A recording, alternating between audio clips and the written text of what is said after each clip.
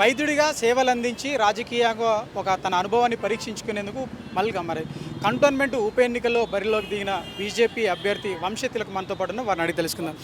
వంశతిలక్ గారు, మీరు చెప్పండి, అసలు ఎందుకు ఎన్నికలకు రావాలనుకున్నారు? ఒక వైద్యులుగా మీరు స్థిరపడ్డారు, కానీ ఇప్పుడు రాజకీయాల్లోకి వస్తున్నారు. ఎందుకు రావాలనుకున్నారు? వైద్యుడిగా శారీరకమైనటువంటి సమస్యలను పరిష్కరించడం, శరీరం యొక్క ఆరోగ్యాన్ని కాపాడడం మేము నేర్చుకున్నటువంటి విద్య. ఇంతకాలం దాన్ని ప్రయోగంలో పెట్టి వైద్యుడిగా అందరికీ సేవలు అందించినటువంటి పరిస్థితి. అట్లాగే సమాజం కూడా చాలా రుగ్మతలకు గురవుతున్నటువంటి పరిస్థితి. మరి ఈ దేశ యొక్క సిటిజన్గా, పౌరుడిగా, సమాజ స్పృహ కలిగినటువంటి వ్యక్తిగా, ముఖ్యంగా మా అమ్మగారు శ్రీమతి టిఎన్ సదాలక్ష్మి గారు మొట్టమొదటి దళిత డిప్యూటీ స్పీకరు, మరియు మొట్టమొదటి దళిత మహిళా మంత్రి. ఆమె తెలంగాణ 1969 ఉద్యమంలో పనిచేశారు. మహిళల కోసం పనిచేశారు, దళితుల కోసం పనిచేశారు, అన్ని వర్గాల కోసం పనిచేశారు.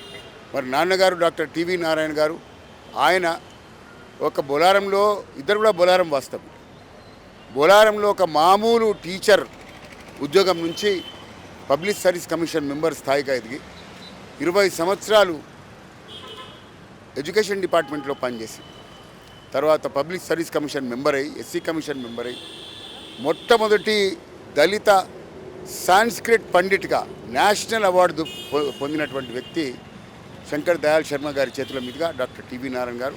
తదుపరి 2016లో ఆయన పద్మశ్రీ అవార్డుగా కూడా పొందారు. వారిద్దరు కూడా బొలారం చెందినటువంటి వారు. మరి వారి తనయుడిగా, వారి వారసుడిగా, మరి అదే బొలారం, అదే సికింద్రాబాద్ కంటోన్మెంట్లో కూడా నా సేవలు కొనసాగించాలని, నా వర్గాల వారికి నా సేవలు అందించాలని చెప్పి, సామాజిక రుగ్మతలు ఏవైతే ఇంకా మిగిలిపోయి ఉన్నాయో వాటికి నాకున్నటువంటి సామాజిక స్పృహ కానీ, నాకున్నటువంటి లెగసీ కానీ, అమ్మ నాన్న వారి యొక్క ఆశయాలను కానీ వారికి ముందుకు కొనసాగిస్తూ నేను మరి రాజకీయాల్లో రావడం జరిగింది. ఒక మంచి పార్టీ, మీరు కనుక గమనిస్తే గతంలో నాకు కొన్ని అవకాశాలు వచ్చాయి. రాజశేఖర రెడ్డి గారు ఉన్నప్పుడు ఆయన పిలువనంపించి నీకు ఎమ్మెల్యే టికెట్ ఇస్తానంటే ఆయన తెలంగాణకు వ్యతిరేకం కాబట్టి నేను దాన్ని ఆఫర్ని తీసుకోలేదు. కానీ భారతీయ జనతా పార్టీ వచ్చిన తర్వాత సబ్కా సాత్, సబ్కా వికాస్, సబ్కా ప్రయాస్, సబ్కా విశ్వాస్ అని నరేంద్ర మోదీ గారు చెప్తున్నటువంటి పరిస్థితి, అణగారిన కులాలకు, అణగారిన వర్గాలకు వెన్నుదన్నుగా ఉండి మొత్తం భారతదేశాన్ని ప్రపంచ స్థాయిలో అత్యున్నతమైన స్థానాన్ని తీసుకుపోతున్నటువంటి నరేంద్ర మోదీ, అందరికీ న్యాయం చేస్తున్నటువంటి నరేంద్ర మోదీ, మహిళలకు ప్రత్యేకంగా 33% రిజర్వేషన్లు, ఇన్ని దశకాలుగా రానిటటువంటి సామాజిక న్యాయం ఏదైతే ఉందో, మహిళల గురించి అందరూ మాట్లాడతారు. కానీ మీకు తెలుసు, లాలూ ప్రసాద్ యాదవ్ వ్యతిరేకించాడు, కాంగ్రెస్లో ఉన్నటువంటి వాళ్ళు వ్యతిరేకించారు, మాట్లాడడమే కానీ దాన్ని ఇంప్లిమెంట్ చేయలేదు.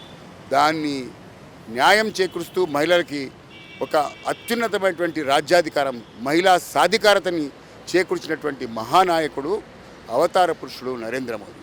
అనుకుంటే తప్పకుండా సాధిస్తాడు. మీరు కనుక చూస్తే ఇప్పుడు ముస్లిం మహిళలు ఉన్నారు, దానికి వ్యత్యాసం లేదు. ముస్లిం మహిళలు వాట్సాప్ గ్రూపుల్లో తలాకండి, 20 సంవత్సరాలు 30 సంవత్సరాలు పెళ్ళి అయిన తర్వాత తలాక్ తలాక్ తలాక్ వాట్సాప్ గ్రూప్లో, మరి మెసేజ్లతో తలాక్. దాన్ని గుర్తించి వారికి న్యాయం చేస్తూ తప్పకుండా వారికి న్యాయం జరగాలని చెప్పి ట్రిపుల్ తలాక్ తీసేసినటువంటి ధైర్యవంతమైనటువంటి సాహసోపేతమైనటువంటి నిర్ణయాలు తీసుకున్నటువంటి వ్యక్తి నరేంద్ర మోదీ గారు. అట్లా మీ తల్లిదండ్రుల రాజకీయ వారసత్వాన్ని మీరు కొనసాగిస్తారు, అంతేనా?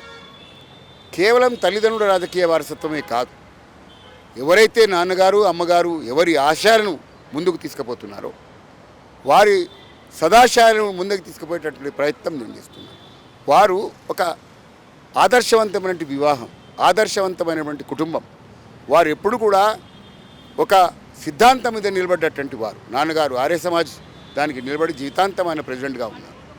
సో అట్లాగే అమ్మగారు ఎక్కడ అన్యాయం జరిగితే అక్కడ ప్రత్యక్షమై అణగారిన పేద వర్గాల పట్ల నిలబడి పోరాటం చేసినట్టు రెండు ప్రధానమైన ఉద్యమాలు, ఒకటి తెలంగాణ ఉద్యమం, 69లో అమ్మగారు తెలంగాణ ప్రజా సమితికి ప్రెసిడెంట్గా ఉన్నారు, పోరాటం చేశారు, లాఠీ దెబ్బలు తిన్నారు, జైలుకు వెళ్ళారు.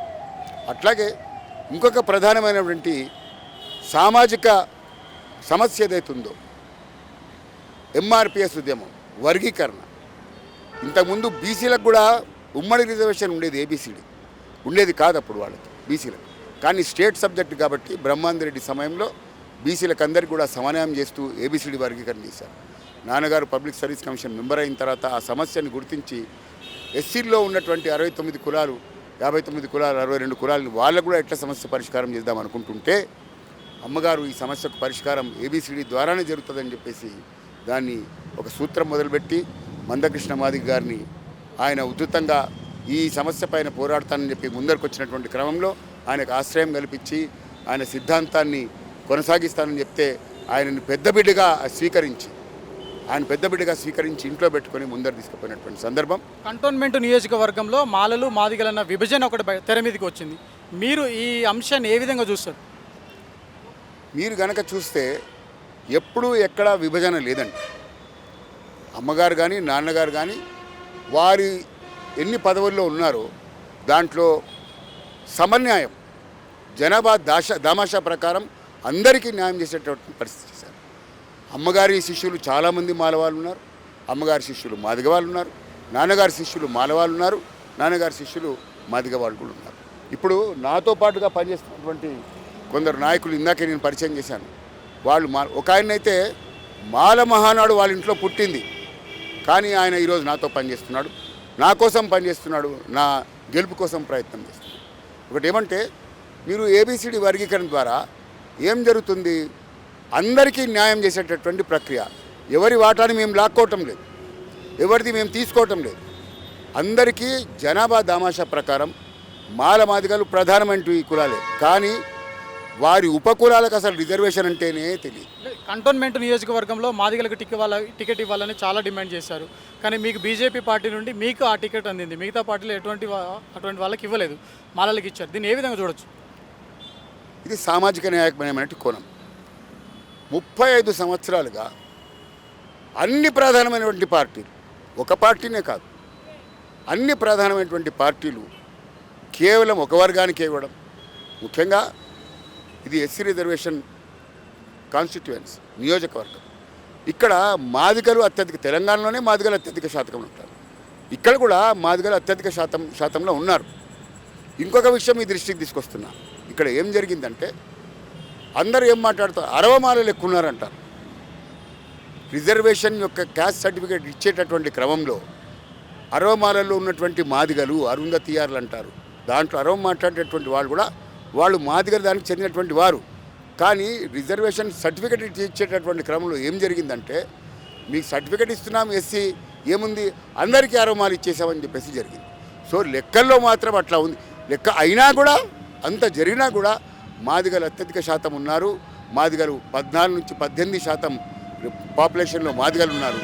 అందుకే మా డిమాండ్ ఏంటంటే 35 సంవత్సరాలుగా ఇవ్వనటువంటి అవకాశం అందరికీ ఇవ్వాలి కదా. మరి అంబేద్కర్ చేసినటువంటి రాజ్యాంగ రచన కానీ, జగ్జీవన్ రామ్ పోరాడినటువంటి సిద్ధాంతం కానీ దీనికి అనుకూలం కాబట్టి ఆ సిద్ధాంతం మేరకు మరి 35 సంవత్సరాలు వాళ్ళకి అవకాశం ఇస్తే, ఈసారి అవకాశం ఇస్తే మేము పోరాడితే మరి అటు కాంగ్రెస్ ఇవ్వలేదు, ఇటు బీఆర్ఎస్ ఇవ్వలేదు. కేవలం భారతీయ జనతా పార్టీ సబ్కా సాత్, సబ్కా వికాస్, సబ్కా విశ్వాస్, సబ్కా ప్రయాస్ అని ఈరోజు ఒక మాదిగ బిడ్డకు, ఒక ఉద్యమాల బిడ్డకు, లోకల్గా బొలారంలో పుట్టినటువంటి వాస్తవ్యానికి టికెట్ ఇచ్చి ప్రోత్సహించింది. వారి విశ్వాసం మేరకు, వారి ఆదేశాల మేరకు తప్పకుండా సామాజిక న్యాయం చేస్తానని, ఎవరిని నేను దూరం చేసుకోనని, అన్ని వర్గాల వారికి నేను తప్పకుండా, ఇది మనకు సీట్ వచ్చేంత వరకే. ఎలక్షన్ కూడా ఎవరికి వివక్ష లేదు. అందరూ అన్ని వర్గాలు నాకు ప్రోత్సహిస్తున్నారు.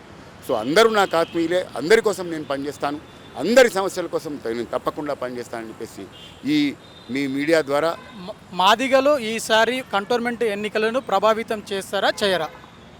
మాదిగలు ఈరోజు కేవలం కంటోన్మెంట్ ఎలక్షన్సే కాదు, దయచేసి మీరు గుర్తుంచుకోవాలి. మాదిగలు తెలంగాణ రాష్ట్రంలో ప్రతి ఎలక్షన్ని ప్రభావితం చేస్తారు. మీరు గుర్తించటం లేదు, మీరు కేవలం గుర్తించడం లేదు. కంటోన్మెంట్ మీరు వేరు చేసి చూస్తున్నారు, అట్లా కాదు. ఇప్పుడు ఒక మాట చెప్తానండి, బీసీల్లో కూడా కొన్ని విభేదాలు పొరపచ్చలు ఉండేవి. ఎప్పటి వరకు? ఏబిసిడి వర్గీకరణ జరిగేంత వరకే. జరిగిన తర్వాత ఇప్పుడు ఏమైనా గొడవలు ఉన్నాయా? అందరూ సామరస్యంగా ఉన్నారు. మాల మాదిగలకు కూడా ఇది గొడవేం కాదు, ఎంతోమంది మేధావులు మాల వర్గాల వారందరూ కూడా ఇప్పుడు నాతో ఉన్నారు మిత్రులు చాలామంది. పిహెచ్ఏలో పనిచేస్తున్నటువంటి దాసరి శ్రీనివాస్ గారు కానీ, ఇదిగో మా అరవింద్ గారు కానీ, ఆయన యువమోర్చా ఉపాధ్యక్షుల జనరల్ సెక్రటరీ. ఆయన ఏమంటున్నాడు, మీరు అవకాశం ఇస్తే, ఒక మంచి సంబంధం చూపిస్తే నేను మాదిగ అమ్మాయిని పెళ్లి చేసుకోవడానికైనా సిద్ధమంటున్నాను. మరి ఎక్కడ వ్యతిరేకాలు ఉన్నాయి?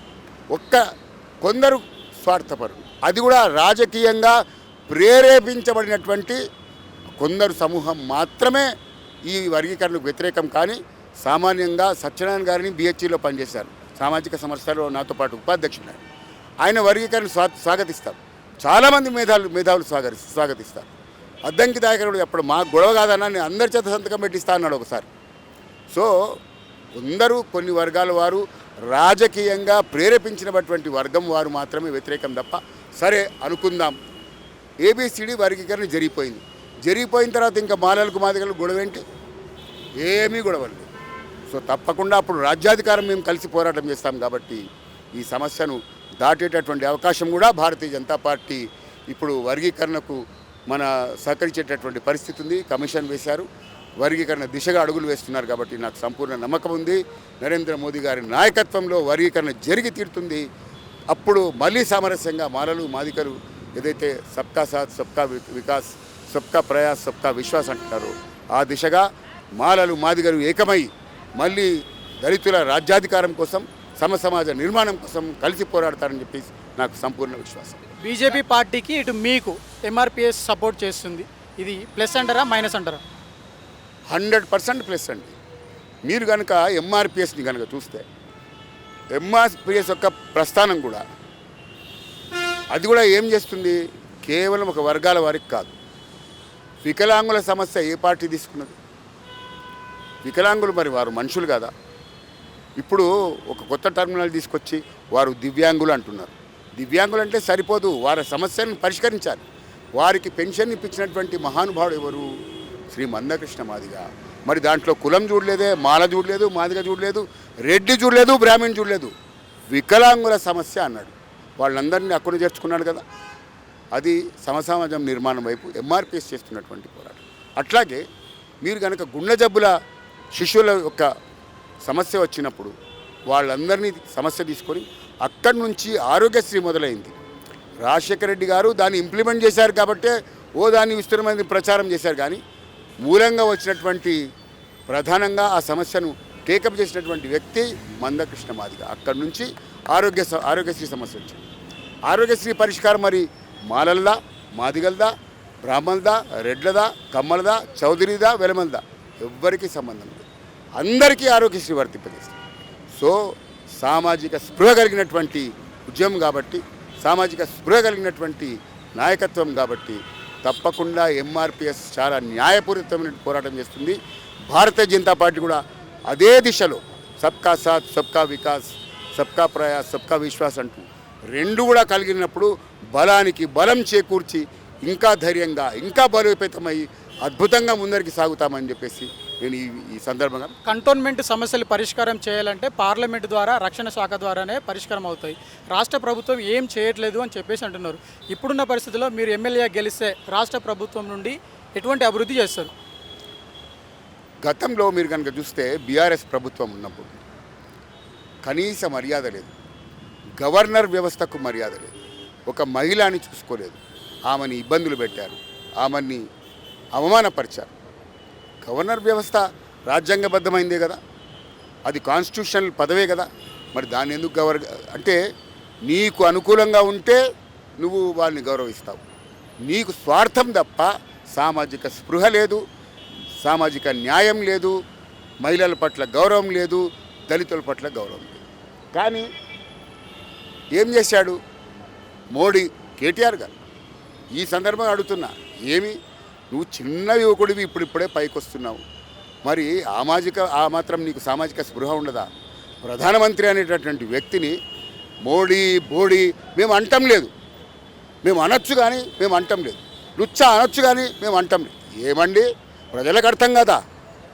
ఎక్కడి ఈ తిరకాసు, ఎక్కడి సర్కాస్టిక్ మాటలు, ఈ భాష ప్రజలకు అర్థం, తెలంగాణ ప్రజలకు బ్రహ్మాండంగా అర్థమవుతుంది. అందుకే తీసుకుపోయి నేను ఏమంటారు చెత్త కుప్పలో దోశారు. ఇంకా కూడా అహంకారం తగ్గలే, ఇంకా కూడా నేను ముఖ్యమంత్రి అనుకుంటున్నాను. సో న్యాయపరంగా తెలంగాణ ప్రజలు, కంటోన్మెంట్ ప్రజలు చాలా చైతన్యవంతులు. వారికి స్పష్టంగా తెలుసు 10 సంవత్సరాలు నీకు అధికారం ఇస్తే కూడా ఫోన్ ట్యాపింగ్ ఏందండి, భార్యాభర్తల సంభాషణలు వింటారా? నీ సొంత చుట్టాల భార్యల సంభాషణలు వింటారా? అంత చెత్తగా చేశారు కాబట్టి మిమ్మల్ని పక్కకు దోశారు. ఇప్పుడు కూడా అహంకారపూరితంగా మాట్లాడుతున్నారు, అందుకే పక్కకి వెళ్ళిపోయినారు. కాంగ్రెస్ పార్టీ కూడా నేనేమంటాం ఏంటంటే, కాంగ్రెస్ పార్టీ సైతం ఇప్పుడు వారి మేనిఫెస్టోలో ఏం మాట్లాడుతున్నారండి? మహిళలు, నేను మొన్న ర్యాలీ చేస్తే మన వార్డ్ నెంబర్ 1లో అన్నానగర్లో ముస్లిం మహిళలు భారతీయ జనతా పార్టీ పట్టుకొని నరేంద్ర మోదీ జిందాబాద్, ఎందుకు ట్రిపుల్ తలాక్ తీసేసి వాళ్ళ యొక్క సమస్యకు పరిష్కారం అందించినటువంటి మహానుభావులు. మీకు కంటోన్మెంట్లో ఎవరితో పోటీ ఉంటుంది, బీఆర్ఎస్ఆ కాంగ్రెసా? కంటోన్మెంట్లో సమస్యలతో పోటీ ఉంటుంది ప్రధానంగా. అర్థమవుతుందా? సమస్యల కోసం నేను పోరాడేటువంటి ప్రయత్నం చేస్తాను. సరే, రాజకీయంగా ఇప్పుడు ఈరోజు ముఖ్యమంత్రి దిగి ఇక్కడ మాట్లాడాల్సిన అవసరం ఏంటి? ఒక బై ఎలక్షన్ కోసం ఆయన రెఫరెండం అనే స్థాయికి పోయినాడు. ప్రజలు చూపిస్తారు రెఫరెండం రేపు ప్రొద్దున. ఇప్పుడు ముఖ్యమంత్రి వచ్చి ఆయన మరి 100 రోజుల పైన అయిపోయిందే, నీటి సమస్య ప్రధానమైనటువంటి సమస్య ఎందుకు తీర్చలేకపోయినారు? మీకు యాక్సెస్ లేదు, మీకు అనుకూలమైన పరిస్థితులు లేవు. కేవలం కేంద్రానికి సంబంధించినటువంటి వ్యక్తులు మాత్రమే ప్రజాప్రతినిధులుగా ఎన్నుకోబడితేనే ఇక్కడ సమస్యలు పరిష్కారం అవుతాయి. మెల్లమెల్లగా కంటోన్మెంట్ ప్రజలందరూ కూడా అర్థమైపోయింది కాబట్టి వారు తప్పకుండా సంపూర్ణ విశ్వాసం భారతీయ జనతా పార్టీ పైన పెడుతున్నారు. అటు ఎంపీకి కానీ ఇటు ఎమ్మెల్యేకి కానీ భారతీయ జనతా పార్టీ క్యాండిడేట్ అటు ఈటల రాజేందర్ కానీ ఇక్కడ డాక్టర్ వంశతిలకైనటువంటి నేను భారతీయ జనతా పార్టీ క్యాండిడేట్ని కానీ సంపూర్ణంగా మద్దతు ఇచ్చి వాళ్ళ సమస్యలు, ఎవరికైనా సమస్యల పరిష్కారం కావాలి. మీ భవిష్యత్తులో మీరు రాజకీయాల్లో ఉంటారుగా, వైద్యుడిగా మళ్ళీ సేవలు అందిస్తారు. ఇప్పుడు రాజకీయాల్లో ఉంటే వైద్యుడిగా ఉండకూడదని ఎక్కడ లేదే. ఇప్పుడు నా తోటి లెజిస్లేటర్కో లేకపోతే ఎవరికో వస్తుంది, ఖచ్చితంగా అప్పటికప్పుడు నేను వైద్యం చేయగలుగుతా, దానికి అభ్యంతరం ఏముంది? నేను అదే చెప్తున్నా, సామాజిక రుగ్మతలను తొలగించేటటువంటి పరిస్థితి రాజకీయ ప్రస్థానం అయితే వైద్యుడు ఒకసారి వైద్యుడు ఎవరు కూడా రిటైర్ అవుతాడా? రిటైర్ కాడు, జీవితాంతం వైద్యుడు నేను. సో ఎప్పుడు అవకాశం దొరికినా తప్పకుండా వైద్యులు పేషెంట్లకు అందరికీ సేవ చేస్తాను, అట్లాగే సామాజిక రుగ్మతలు కూడా తొలగిస్తాను. థ్యాంక్ యూ అన్న, థ్యాంక్ యూ సో మచ్. మొత్తం మీద సమాజంలో ఉన్న సామాజిక రుగ్మతలను తొలగించేందుకే నేను రాజకీయాల్లోకి వస్తున్నాను. తల్లిదండ్రులు ఇచ్చిన వారసత్వాన్ని ముందుకు కొనసాగిస్తాను. భవిష్యత్తులో ఒక వైద్యుడిగా ఉంటాను. ఒక లెజిస్లేటివ్ ఎమ్మెల్యేగా గెలిస్తే కనుక ఖచ్చితంగా సమాజంలో ఉన్న రుగ్మతలన్నిటిగా పూర్తి స్థాయిలో రూపుమాపుతా అంటున్నారు.